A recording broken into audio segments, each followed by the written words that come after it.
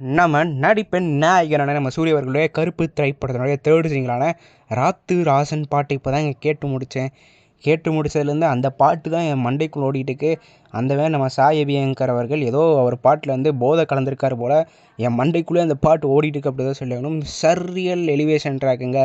என்ன மாதிரியான பாடலுங்க உண்மையிலே சொல்லப்போனால் நம்ம அனிருத் அவர்கள் வந்து எப்படி வந்து ஹுக்கும் பேடாஸ் ராவண மவண்டா பத்திக்கிச்சு இதெல்லாம் வந்து பார்த்திங்கன்னா அவர் க்ரியேட் பண்ணாலும் நம்ம சாய் அபியங்கர் அவர்கள் இப்போ தான் அவர் கெரியரே ஸ்டார்ட் பண்ணியிருக்காரு. ஸ்டார்டிங்லேயே வந்து பார்த்திங்கன்னா இந்த மாதிரி தாறுமாறான பாட்டில் வந்து பார்த்திங்கன்னா ஏதோ ரொம்ப சிம்பிளாக பண்ணுற மாதிரி தெரியுது. பட் அதுக்கு பின்னாடி வந்து ஒரு பயங்கரமான ஹார்ட் ஒர்க்லாம் இருக்கும்.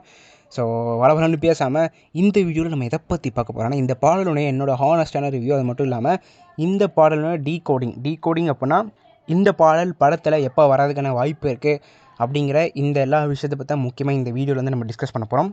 ஸோ முதலாவதாங்க இந்த பாடலோட ரிவ்யூ நான் ஸ்டார்டிங்கில் சொல்லிட்டு தரமான எலிவேஷன் ட்ராக்குங்க. லிரிக்ஸ் எல்லாமே சூப்பராக தான் இருந்துச்சு.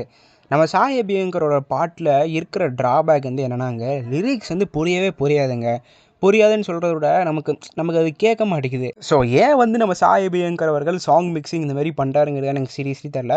இப்போ நீங்கள் வந்து பார்த்திங்கன்னா கருப்பு படத்தோட ஆல்பம் எடுத்துக்கிட்டிங்கன்னா ஃபஸ்ட் சாங் வந்து காட் மூட் வந்து பார்த்திங்கன்னா காடு மோடு ஒர்ஷா எடுக்காத, அதுக்கப்புறம் வந்து பார்த்திங்கன்னா இக்கரபுக்குன்னு ஏதோ வரும். எனக்கு என்ன லிரிக்ஸ்னே தெரில. அந்த மாதிரி தான் வந்து பார்த்திங்கன்னா அந்த பாடல் வந்து இருக்கும். அதுக்கப்புறம் வந்து பார்த்திங்கன்னா நடுவில் வந்து எங்கள் கருப்பசாமி நீ வந்தால் சிரிக்கும். ஸோ அதெல்லாம் வந்து பார்த்திங்கன்னா நமக்கு நல்லா புரிஞ்சு. பிகாஸ் கொஞ்சம் ஸ்லோவாக பாடினார்.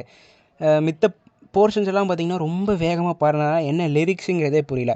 செகண்ட் சாங் நாங்கள் 4 பேர் பாட்டில் வந்து பார்த்திங்கன்னா நம்ம பால்டவா அவர்கள் வந்து ஒரு சில போர்ஷன்ஸ் வந்து பாடியிருப்பார். அவர் என்ன பாடினாருங்கிறதே தெரில. அவர் பாடினாரா இல்லையான்னு கூட தெரில.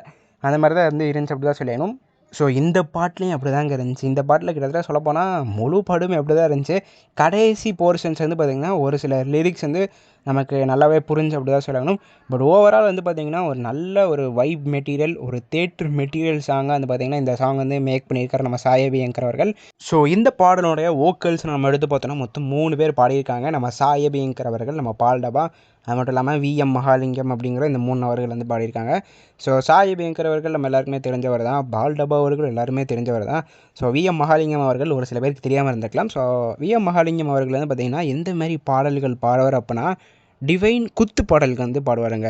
இப்போ உங்களுக்கு ஒரு எக்ஸாம்பிளாக சொல்லணும் அப்படின்னா அரண்மனை 4லேருந்து பார்த்திங்கன்னா அம்மன் சாங்குன்னு சொல்லி ஒரு பாடல் வந்து வரும். ஸோ அந்த பாட்டு வந்து பார்த்திங்கன்னா இவர் தான் பாடியிருக்காரு. ஸோ அதே மாதிரி வந்து பார்த்திங்கன்னா பைசன் காலமாடு படத்துலேயே வந்து பார்த்திங்கன்னா இவர் வந்து ஒரு பாடல் வந்து பாடியிருந்தார். ஸோ இப்போ அந்த அடிப்படையில் வந்து பார்த்திங்கன்னா நம்ம நடிப்பின் நாயகரான நம்ம சூரிய அவர்களுடைய கருப்பு திரைப்படத்தில் தேர்ட் சிங்கரான ராத்து ராசன் பாடல் வந்து பார்த்திங்கன்னா இவர் வந்து பாடியிருக்காரு.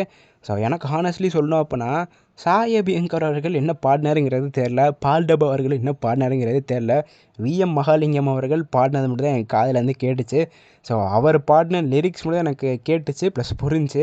மற்றபடி இந்த 2 சிங்கர்ஸ் என்ன பாடினாங்கிறதே தெரில. பட் ஒரு மாதிரி நல்ல ஒரு பீட்டாக இருந்துச்சு, ப்ளஸ் நல்ல ஒரு தேட்ரிக்கல் மெட்டீரியலாக இந்த சாங் இருக்குங்கிறத வந்து நான் பயங்கரமாக நம்புகிறேன். ஸோ அது மட்டும் இல்லாமல் இந்த பாடலுடைய டீகோடிங், ஸோ இந்த பாட்டு கேட்டோடனே நமக்கு ஒரு தர ஃபீல் வந்து என்னன்னாங்க, கருப்பசாமி வந்து உருவெடுத்து வில்லன்களை போட்டு தள்ளுற அந்த கிளைமேக்ஸ் சீனில் தான் இந்த பாடல் வந்து வரப்போகுது. ஸோ கிளைமேக்ஸ் வந்து பார்த்திங்கன்னா நம்ம சூரிய அவர்கள் வந்து ஒரு பயங்கர டிப்ரெஷன்லேருந்து இருக்கார். எப்படி வந்து இந்த வில்லன்கள்லாம் நான் போட்டு தள்ள போகிறேன் அப்படின்னு சொல்லி கருப்பசாமி சிலை கீழே வந்து அப்படியே படுத்துங்குவார். அப்படியே வந்து பார்த்திங்கன்னா அவர் வந்து அப்படியே பயங்கரமாக உருவெடுத்து கிளைமேக்ஸில் எல்லாரையும் போட்டு தள்ள போகிறாரு அப்படிங்கிறதா என்னுடைய கணிப்பாக இருக்குது அப்படி தான் சொல்லணும். ஸோ உங்களுடைய கணிப்புகள் என்ன? இந்த பாடல் வந்து எப்போ ப்ளே ஆகிறதுக்கான வாய்ப்புகள் இருக்குது அப்படிங்கிறதையும் மறக்காமல் கீழே இருக்கிற கமெண்ட் பாக்ஸில் பதிவு பண்ணி போங்க. ஸோ முக்கியமாக இந்த பாடலுக்கு வந்து பார்த்திங்கன்னா நான் வந்து எந்த அளவுக்கு வந்து சாய் அபியங்கர் அவர்களுக்கு, பால்டபா அவர்களுக்கு, விஎம் மகாலிங்கம் அவர்களுக்கு கிரெடிட்ஸ் கொடுப்பேனோ அதே கிரெடிட்ஸ் வந்து பார்த்திங்கன்னா ஜிகே விஷ்ணு அவர்களுக்கு கொடுப்பேன். ஸோ அவர் தான் வந்து பார்த்திங்கன்னா இந்த திரைப்படத்தினுடைய விஷுவல்ஸ், அதாவது சினிமோட்டோகிராஃபர் கூட சொல்லலாம். ஸோ சீரியஸாக சொல்கிறேன், இந்த பாட்டில் வர எல்லா விஷுவல்ஸுமே தாறுமாறாக இருந்துச்சுங்க. சூர்யா அவர்களுடைய இந்த கருப்பசாமி லுக்குக்கும் நம்ம ஜிகே விஷ்ணு அவர்கள் போட்ட விஷுவல்ஸுக்கும் வந்து பார்த்திங்கன்னா இந்த சீன் வந்து பார்த்திங்கன்னா பயங்கரமாக தேட்டரில் வந்து பார்த்திங்கன்னா விசில் வந்து வாங்க போகுது. கேரண்டியாக சொல்லுவேன். இந்த பாட்டாக இருக்கட்டும், இந்த விஷுவலாக இருக்கட்டும், இந்த கிளைமேக்ஸாக இருக்கட்டும், நம்ம சூர்யா அவர்களுக்கு நின்று ஒரு 10 வருஷம் வந்து பேச போகுது. அந்த மாதிரியான ஒரு தரமான விஷுவல்ஸ் வந்து பார்த்திங்கன்னா குக் பண்ணியிருக்காரு அப்படி தான் சொல்லணும். ஸோ சீரியஸாக சொல்ல போனாங்க, எனக்கு தெரிஞ்சு நம்ம சூர்யா அவர்கள் பண்ண எல்லா பாக்ஸ் ஆஃபீஸ் ரெக்கார்டையும் கருப்பு திரைப்படம் வந்து பார்த்திங்கன்னா முறியடிக்க போகுது May 14th. ஸோ எத்தனை சூர்யா ரசிகர்கள் உண்மையிலே இந்த திரைப்படத்திற்கு வெயிட் பண்ணுறீங்களோ அவங்க மறக்காமல் கீழே இருக்கிற கமெண்ட் பாக்ஸில் ஐ ஆம் வெயிட்டிங் ஃபார் கருப்புன்னு கமெண்ட் பண்ணி இந்த திரைப்படத்திற்கான உங்களுடைய உண்மையான ஆதரவை மறக்காமல் கீழே இருக்கிற கமெண்ட் பாக்ஸில் தெரிவிங்கள். இந்த வீடியோவில் தான் இந்த வீடியோ நான் இதோட முடிச்சுக்கிறேன். அடுத்த வீடியோவில் சந்திக்கும் வரை நான் உங்கள் என்கே. நன்றி, வணக்கம்.